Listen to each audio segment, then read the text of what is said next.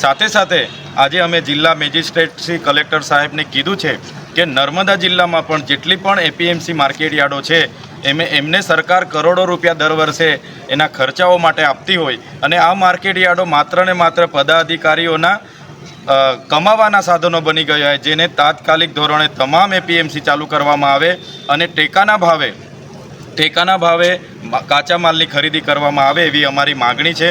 જે પણ લોકો બજારોમાં બેસીને ગામડાઓમાં બેસીને અને લાયસન્સ વગર કાચા માલની ખરીદી કરે છે અને ખેડૂતો સાથે અન્યાય કરે છે એની યોગ્ય તપાસ કરીને એમના સામે ન્યાયિક કાર્યવાહી કરવામાં આવે એવી પણ અમે માંગ કરી છે। સત્તા પક્ષના કેટલાક નેતાઓ દ્વારા એવું કહેવામાં આવ્યું છે કે આમ આદમી પાર્ટીના નેતાઓ ગુજરાતમાં અરાજકતા ફેલાવી રહ્યા છે ખેડૂતોને આગળ કરીને। સત્તા પક્ષમાં ભારતીય જનતા પાર્ટી છે, એમનું 30 વર્ષનું શાસન છે। એમણે એમના કૃષિ મંત્રીએ જાહેર કરી દેવું જોઈએ કે ભાઈ અમે કડદા પ્રથા રદ કરાવી દઈશું, જે અમે ભાવ જાહેર કરીએ છીએ બૂમ બરાડા મારીને એ ભાવો ચાલુ કરી દઈશું, એટલે અમારે ક્યાંય લડવાનું થતું નથી।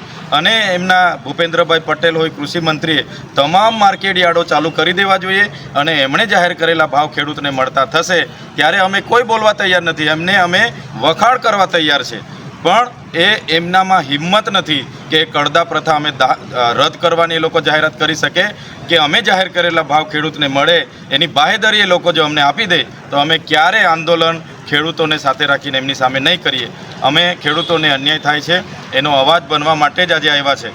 ખેડૂતોમાં આક્રોશ છે ત્યારે એમને ન્યાય મળે એ જ અમારી માગણી છે। ઓકે।